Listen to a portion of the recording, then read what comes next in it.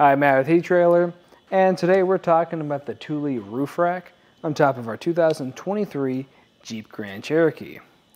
Now this is going to be a great option for you if you're running out of space in the back of your vehicle, whether you have a lot of people back there or it's already full of luggage.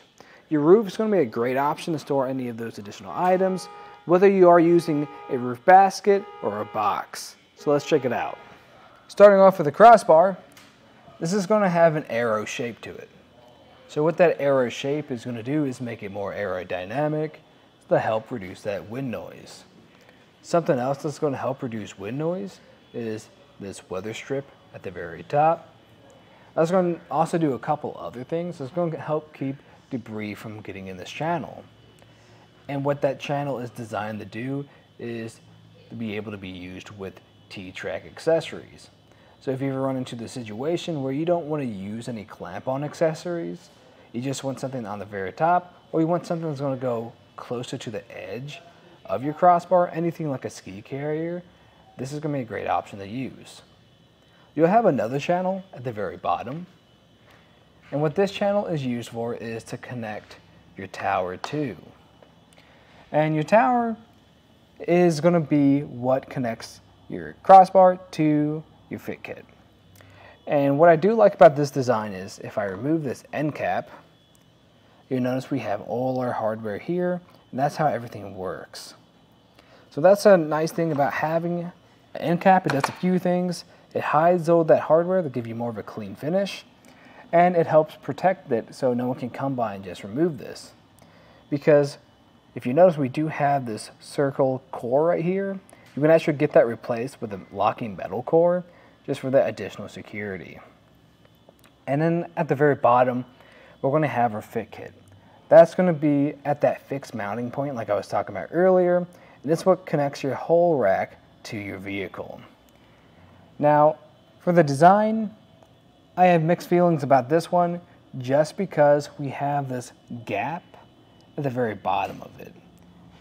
Now, it does feel pretty snug, and this doesn't hinder the how it holds in place, but I just wish it made full contact, just give it more of a clean finish overall. When we take a closer look at how it looks up here, so the first measurement I'm going to get is going to be the total height. That's going to be about 5 inches, which isn't bad at all. What I'd recommend doing is just taking the total height of your vehicle, plus your rack, and if you have any gear on top of that, so you know what areas you can make it under, anything like a garage. As for the space underneath it, that's going to be about 4 inches. And that's a decent amount of space to play around with. So if you have any more bulky styles of clamps, then I think that should be fine. Now if you have a sunroof on your vehicle and it does extend up, definitely watch out for that, because if that extends up and you have that really bulky clamp, you could make contact with it. Just keep an eye out.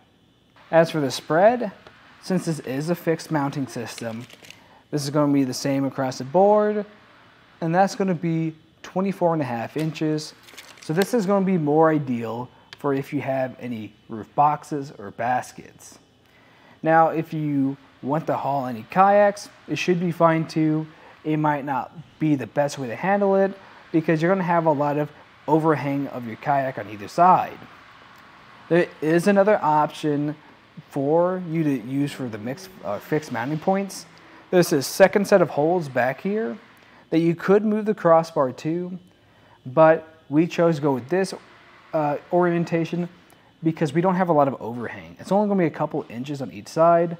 We're also going to have a weight capacity of up to 165 pounds, which is a decent amount. But what I recommend doing is just checking what your roof is rated for. You can find that in your owner's manual. And then I recommend going from the lowest rated component so you don't overload anything. But in my opinion, I think this is a great option for anyone who does want to haul those roof boxes or baskets, and you want more of a clean look or finish on top of your roof. If you want an even cleaner look though, then I'd recommend another Thule option, and that's going to be the option with the flush mounted roof system. And you're going to have a little bit less crossbar spread to go with that, so that's going to be a sacrifice you have there. But if you want something with more of a crossbar use to it, or something that's a little bit closer to you so you can grab maybe those ski carriers at the very end of your vehicle, then I think this is going to be the better option for you. If you're curious about how we handled the installation process, just stay tuned and we'll show you how we did it. To start off the installation, I recommend laying everything out. So closest to me, we're going to have the crossbar, and furthest away, we're going to have the towers, their end caps, and the fit kit and hardware to install the system. You're going to have 2 included tools, like going to be Allen keys, and a couple things I recommend grabbing. It's going to be a flathead screwdriver, a trim tool, but you can use a flathead screwdriver for this too, and a tape measure, which is going to help make these a lot more even. You're going to have this bracket. It's going to have these bolts that go through these openings and attach to your flush rails. Let's go head up there. We already have the front crossbar installed. It's going to be the same process for the rear crossbar though.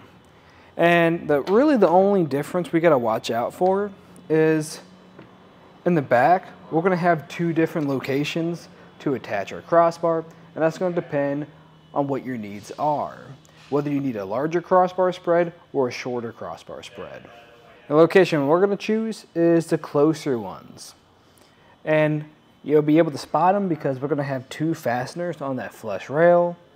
And to remove them, I'm just going to take my trim tool, stick it underneath this tab, apply pressure until it pops out. Just like that. Now you don't need a trim tool for this. You can use a flathead screwdriver. It's just going to be a little bit easier with the trim tool. With both of those removed, I'm just going to set these off to the side, out of my way. You can store them somewhere so you don't lose them. And now we're just going to take our brackets. I already have my bolts in it. I'm just going to line it up with the 2 holes that the fasteners are in and just hand thread these to begin with. After, when they're pretty tight, when I've hand threaded it, I can grab one of my Allen keys. After, when I tighten this down a little bit more, that's pretty good. I'm going to grab this Allen key with a security hole on it and then tighten this down the rest of the way. Now after, when you have this bracket installed completely, you can repeat that same process on the other side. We'll come back down to our table and move over to the crossbar. We're going to flip this over. You'll notice we have these end caps, and to remove those end caps, I just can't pull it off. I got to push down on this tab that's in this channel, apply pressure, and then pull. It's a little bit easier if you do it with 2 hands.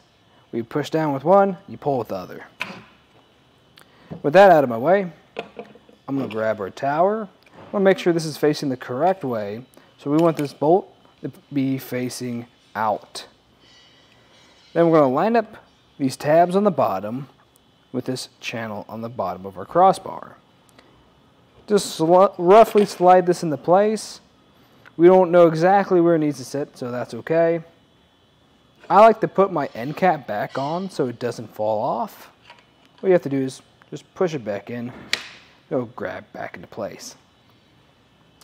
And for installing most of our fit kit is pretty straightforward. So what I like about what Thule does is they label each one of these parts with A, B, and C. This one's labeled A, and you're just going to follow it in that order. So to install this, I just need to flip it around, making sure this tab that's sticking out is closest to our tower. You can install these before you put your towers on here. Either way is going to be just as easy. And the way that goes on is just you have this opening on clamp A and that bolt runs through. Then we're going to grab part B, which is going to be this rubber base. And we're going to line up these tabs with the openings on the bottom of your tower. So I'm just going to flip it around. You want to get it underneath this lip right here. Once it's underneath there, pushing this into place is going to be a lot easier. And once that catches, we're pretty much ready to put it on top of your roof. Now you can put clamp C on now. I think it's a little bit easier the weight to put that on, but once you have this in place, you can repeat that process on the other side. We can put this on top of our roof. Now when you're doing that, you want to make sure it's in the right orientation. So we're going to have a thicker side, and I want that to be in front of me, and then we're going to have this thinner side, and I want that to be facing behind me. So once I've established that, I can come over here, just lift up, and line it up with my fit kit that's already installed. I'm just going to roughly place it on top of my roof. It doesn't have to be perfect yet. I'm just going to lay it over here. Once you have it roughly in place, we can start making some adjustments. So the way we want this to grab onto our fit kit is that tab on the back. We want to make sure that's grabbing in this opening behind our fit kit that's on our roof. It's going to look something like this. And once that's lined up, we can just repeat that same process on the other side. It's really easy to adjust this because when I push this crossbar, you can see it moves really easy. When the backside of the towers feel pretty secure, we can start installing clamp C. So to do this, we're going to have this opening on top of clamp C, and we're going to line it up with the very top of clamp A on that tab. Just push it on into place. You might have to lift up and angle it. It'll slide on. And you'll notice this bolt is hanging a little bit low. What I like to do is grab this next piece, and this is going to cinch down your clamps together. And it's going to have this threaded inside to it. I like to just push this in at an angle and lift up, and then start threading it into place. If it's not grabbing immediately, you might just have to rotate it around until it grabs on. And this is what's going to secure all your clamps together. We don't want to do this all the way quite yet. We just want to get it hand tight because we still need to adjust how these crossbars are sitting.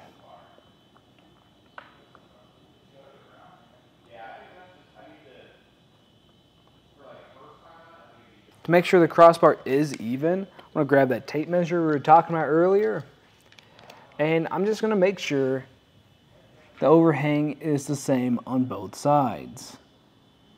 I'll measure this side, measure the other side. If it seems a little off, the way I can adjust this is, like I was saying earlier, I personally like to grab my tower while I do this, but you can either push or pull on this some just to adjust how everything's sitting.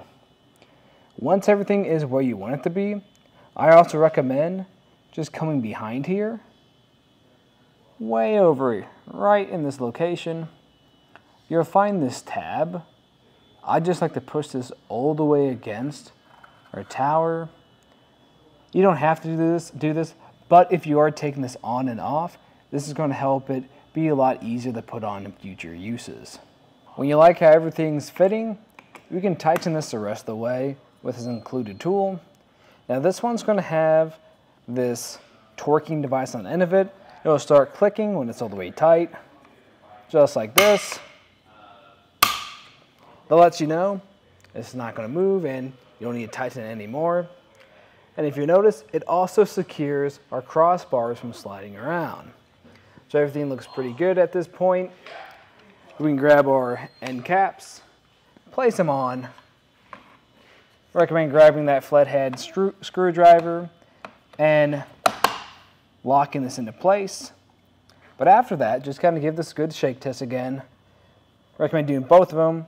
If nothing's moving and it feels pretty good, then you can load this up with whatever gear you have. And that was just a look at the installation and some of the features of the Thule Roof Rack on top of our 2023 Jeep Grand Cherokee. Thanks for watching.